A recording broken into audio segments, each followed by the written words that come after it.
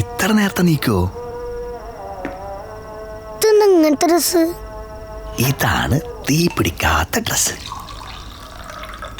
കുടിച്ചോ, ചൂടുണ്ട്, ശ്രദ്ധിച്ച്. അപ്പൊ തീ പിടിക്കുന്നോർത്താ ജോലി? ഒരു നീക്കൂലേ, പതുക്കെ. അപ്പൊ തീ പിടിക്കുന്നോർത്താ ജോലി? ഇതേ ഒരു സേഫ്റ്റിക്ക് വേണ്ടി ഇടുന്നതാണ് നമ്മളെ. നോക്കാം, അതെന്റെ ബസ്. മുത്തൂട്ടിപ്പോ പോയ എപ്പോഴാ വരിക? വൈകുന്നേരം. ശരി, വേഗം വരാട്ടോ. എന്നാ പോയിക്കോളിട്ടാ.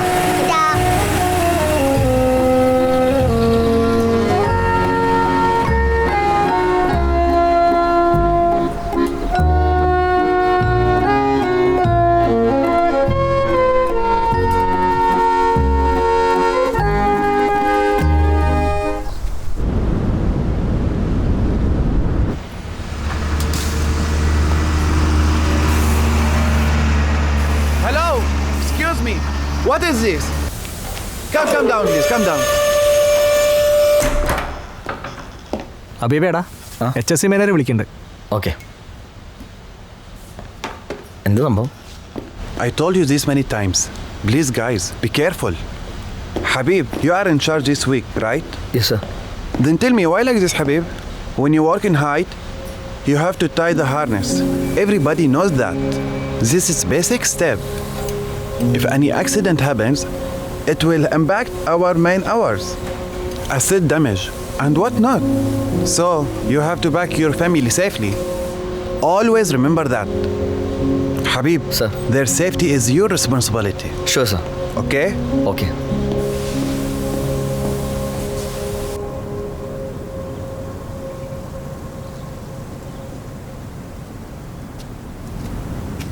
ഷാനമോളെ, എനിക്ക് തോന്നുന്നില്ല കേട്ടോ ഒരാൾക്ക് ബുർജ് ഖലീഫ കാണാൻ പറ്റുമെന്ന്. ബുർജ് ഖലീഫ പറഞ്ഞാൽ എവിടെയാന്നാ പോലെ വിചാരം.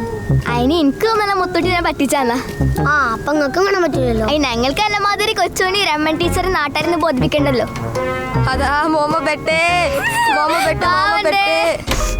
കുട്ടികളും പുതിയാപ്പിളും ഗൾഫൊക്കെ ആയ ചിലപ്പോ ഇങ്ങനെയൊക്കെ തന്നെ ഇക്കറല്ലേ. ഞമ്മക്കിപ്പോ അത് അറിയില്ലല്ലോ. എന്തായാലും എനക്ക് തിരക്കടില്ല.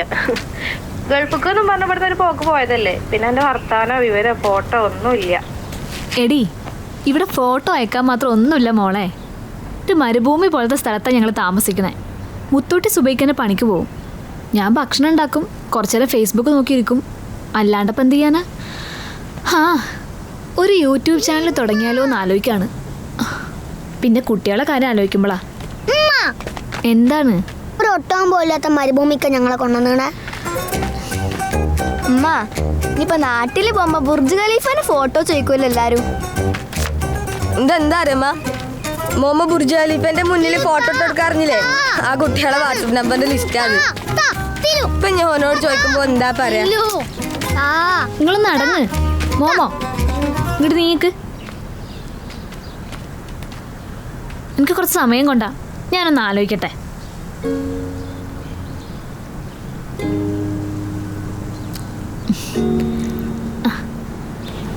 ഗൾഫിക്ക് എത്തിയ ആദ്യം ചെയ്യണ പരിപാടി എന്താ അറിയോ? എന്താ? എത്തിയ വിവരത്തിന് നാട്ടിക്കൊരു കത്തയക്കണം. കത്തോ? ഈ കാലത്തോ? ആടാ, ഒരു പെന്നും പേപ്പറും എടുത്ത് എത്രയും ബഹുമാനപ്പെട്ട എൻ്റെ എന്ന് തുടങ്ങി ഇവിടുത്തെ എല്ലാ വിശേഷങ്ങളും ചേർത്ത് ഒരു കത്തയക്കണം. അതിന് ഇവിടെ എന്ത് വിശേഷമാണ് പറയട്ടെ.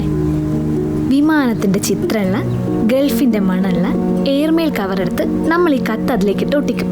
എന്നിട്ട് ഗൾഫിന്റെ ചിത്രമുള്ള സ്റ്റാമ്പും പതിപ്പിച്ച് ഈ കത്ത് നേരെ കൊണ്ടുപോയി പോസ്റ്റ് ബോക്സിലിടും. പിന്നെ നമ്മുടെ നാട്ടിലെ കുടുംബക്കാരൊക്കെ ഈ കത്തും കാത്ത് കുറേ ദിവസം ഇരിക്കും. അങ്ങനെ കാത്തിരിക്കുമ്പോ പോസ്റ്റ്മാൻ്റെ ഒരു വരവുണ്ട്. കത്തുമായിട്ട് സൈക്കിളില്.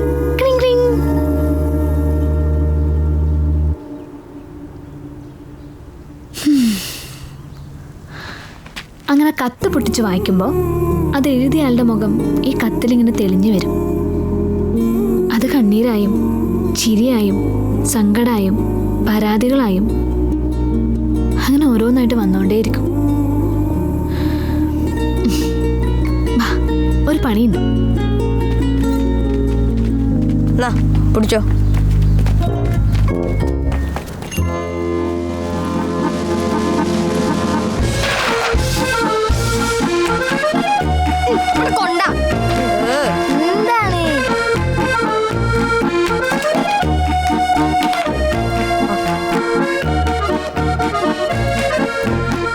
പോകൂല. പോയിക്കോ. പപ്പ ഞങ്ങളെന്നും ഞങ്ങളപ്പാൻ്റെ BMW കാറിൽ കറങ്ങാൻ പോകും.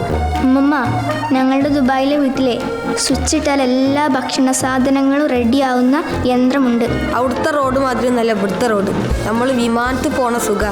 പിന്നെ ഈ വിമാനം എന്നൊക്കെ പറയുന്ന ഫോട്ടോയിൽ കാണുന്ന അതിൽ ചെറുതൊന്നുമല്ല, ഭയങ്കര വലുതാ. പ്രിയപ്പെട്ട ഉപ്പുപ്പാക്കും ഉമ്മുമ്മാക്കും സുഖല്ലേ? ഇവിടുത്തെ ഞങ്ങളുടെ ഫ്ലാറ്റിലെ 50-ാം നിലയിലെ എൻ്റെ മുറിയിൽ ബാൽക്കണിയിൽ നിന്ന് ബുർജ് ഖലീഫ കാണാം. രാത്രിയാണ് നല്ല രസം. ഫുൾ ലൈറ്റിൽ കാണാൻ പറ്റും. ഈ കത്തിപ്പ് എഴുതുന്നത് ഇമ്മച്ചി പറഞ്ഞിട്ടാണ്. ബാക്കി ഞാൻ പിന്നെ എഴുതാം. കുട്ടികളൊക്കെ ഭയങ്കര ലക്ഷറി ആയി പോയല്ലോ.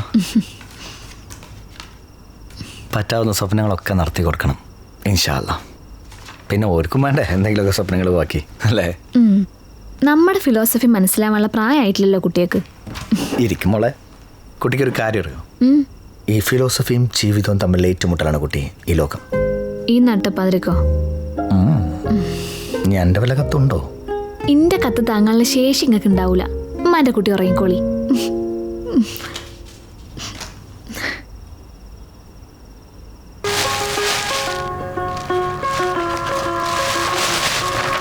ഇപ്പൊ എനിക്ക് മനസ്സിലായില്ല ബുർജ് ഖലീഫക്ക് പോകുന്നത് അത്ര എളുപ്പമല്ലാന്ന്. പിന്നെ പ്രധാന പ്രശ്നം എന്താ പറഞ്ഞാല് മുത്തോട്ടിക്ക് വെള്ളിയാഴ്ച മാത്രമേ ലീവുള്ളൂ. അതുകൊണ്ട് കൃത്യമായ പ്ലാനിങ് ഇല്ലാതെ ഇനി കാര്യങ്ങൾ മുന്നോട്ട് പോകില്ല. അപ്പോൾ അതൊക്കെ കണ്ട് കണക്കാക്കി ഞങ്ങൾ ഒരു ചാർട്ട് ഉണ്ടാക്കി. എല്ലാ ദിവസവും മുത്തോട്ടി എണീറ്റ് വരുമ്പോൾ തന്നെ കാണണം.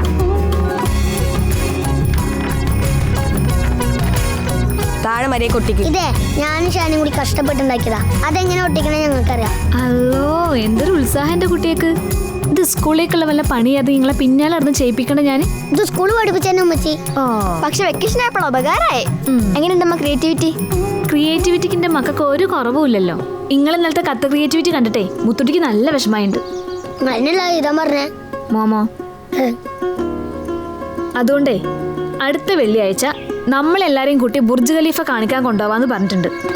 ശരിക്കും? അതെ, മുത്തുട്ടി വരുമ്പോ ഇനി ബുർജ് ഖലീഫ എന്ന് പറഞ്ഞ് ചാടാൻ നിൽക്കണ്ട. എന്നോടാ പറഞ്ഞേ? ഇല്ല മച്ചി, ഇല്ല.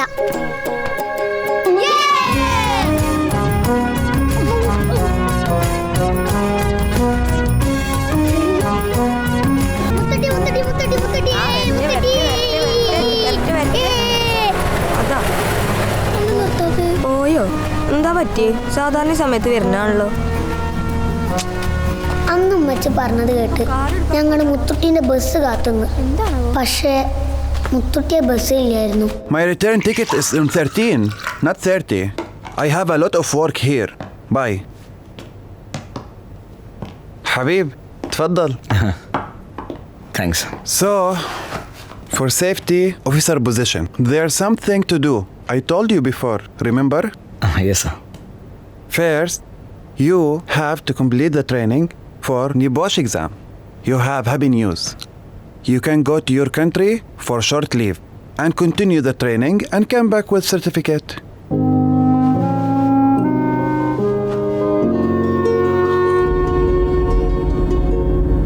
Habib, is everything okay? Okay sir. Then why you are not happy? Nothing sir. Okay. Sir, he is my son. All right sir. Thank you.